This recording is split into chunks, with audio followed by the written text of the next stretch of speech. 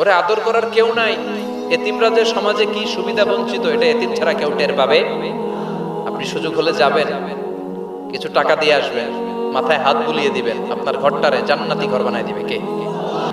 আহা আহা, ঈদ আসে, ঈদ যায়, কোরবানি যায়, আকিকা যায়, বিয়ের অনুষ্ঠান যায়, কত বড় বড় মুরগির রান আমরা খাই, কত মিষ্টি পোলাও খাই। ওরা কি খেয়ে বেঁচে আছে যে দেখবেন, ওর আব্বা নাই, সড়ক দুর্ঘটনায় মারা গেছে, বাপ মা নাই, চাচা বাচ্চাটাকে দিয়ে আসছে এতিমখানায়, আছে না নাই?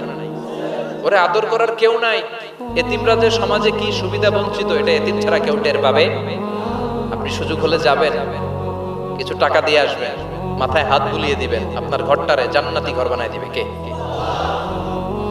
2 নাম্বার কর্মসূচি, ওয়া আম্মাস সাইলা ফালা তানহার। ও নবী, কোন ফরিয়াদিকে ধমক দিবেন না। বিষ্ণুনবীকে বলার মাধ্যমে আমাদেরকেও বলেন, কোন ফরিয়াদি কেউ এসে কিছু চায়, তাকে কোনোদিন ধমক দেওয়া যাবে? কারণ ওরে ভিক্ষুক বানাইছে কে?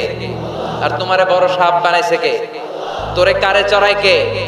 আর ওর হাতে ভাঙ্গা থালা দিছে কে? তোরে কাঠ থেকে লাথি মেরে নামিয়ে ভাঙ্গা থালা হাতে দিয়ে দিতে পারে কে?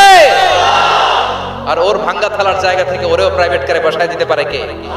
তাহলে তোর অন্তরে এত অহংকার আসে কি করে? অহংকার আসলো কোথা থেকে? এই ভাঙ্গা থালাটা তোর হাতে